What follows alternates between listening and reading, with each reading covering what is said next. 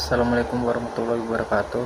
Nama saya Aldi Kurniawan dengan NIM 2403036048. Saya berasal dari jurusan Teknologi Hasil Pertanian Unmul dari angkatan 2024. Kali ini saya ingin memaparkan materi tentang siklus urea dari mata kuliah biokimia, mekanisme detoksifikasi amonia dalam tubuh. Pertama yaitu pendahuluan. Apa itu siklus urea? Siklus urea adalah serangkaian reaksi biokimia yang terjadi di hati untuk mengubah amonia NH3 yang bersifat toksik menjadi urea yang tidak toksik dan dapat diekskresi melalui urin. Penemuannya itu ditemukan oleh Hans Krebs dan Kurt Henseleit pada tahun 1932. Dikenal juga sebagai siklus Krebs-Henseleit atau siklus Ornithine. Tujuan siklus urea yaitu yang pertama, detoksifikasi amonia, mengubah amonia NH3 yang sangat toksik menjadi urea yang tidak berbahaya. Yang kedua yaitu ekstraksi nitrogen, membuang nitrogen berlebih dan hasil metabolisme protein dan asam amino. Yang ketiga yaitu menjaga homeostasis, yaitu menjaga akumulasi amonia dalam darah yang dapat menyebabkan kerusakan otak. Yang keempat itu regulasi pH darah, membantu menjaga keseimbangan asam basa dalam tubuh.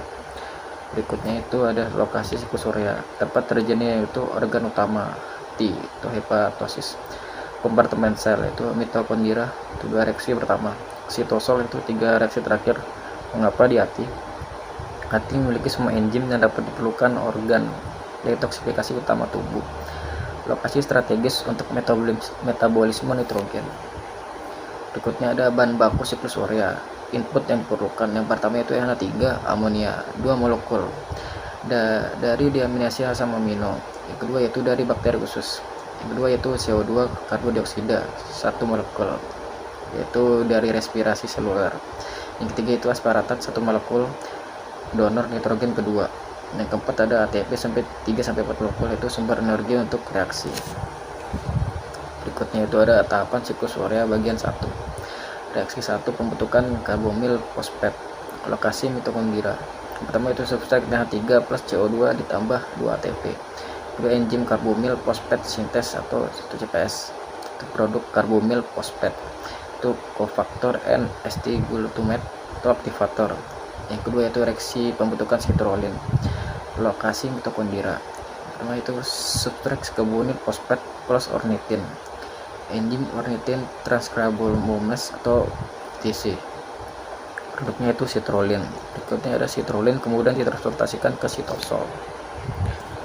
Tahapan siklus urea bagian 2. Lokasinya itu sitosol. Substrat sitrolin plus asparatat ditambah ATP.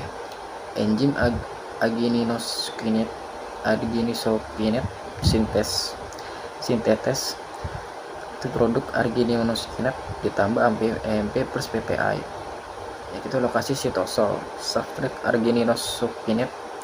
Berikutnya ada enzim argininosinate les. Produknya itu arginin plus fumaret masuk ke siklus Krebs. Berikutnya ada gangguan siklus urea. Efisiensi enzim siklus urea. Yang pertama CPS1 defisiensi. Itu ada OTC defisiensi atau paling umum. Argininosinate sintetes atau defisiensi. Berikutnya ada argininosinate les defisiensi. Berikutnya ada arginase defisiensi. Berikutnya ada hemaponemia atau kadar amonia tinggi dalam darah. Berikutnya ada esophagitis, kerusakan otak, dan muntah, alergi, koma, keterlambatan penerbangan mental. Penanganannya itu diet rendah protein, pemberian arginin atau sitrolin, obat pengikat amonia, dan transplantasi hati atau kasus berat. Kesimpulannya itu siklus urea merupakan proses biokimia vital yang terjadi di hati untuk mengubah amonia toksik menjadi urea yang aman. Proses ini melibatkan 5 tahapan reaksi enzimatik yang berlangsung di mitokondria 2 tahap dan sitosol 3 tahap. Siklus ini memerlukan 2 molekul nitrogen, 1 CO2 dan 3-4 ATP untuk menghasilkan 1 molekul urea. Meskipun memerlukan energi tinggi, proses ini sangat penting karena amonia yang menumpuk dapat menyebabkan kerusakan otak yang fatal. Siklus urea adalah mekanisme detoksifikasi yang esensial untuk menjaga homeostasis nitrogen dan melindungi sistem saraf dari efek toksik amonia. Sekian pemaparan materi dari saya. Jika ada kurang lebihnya mohon maaf. Saya tutup dengan wassalamualaikum warahmatullahi wabarakatuh.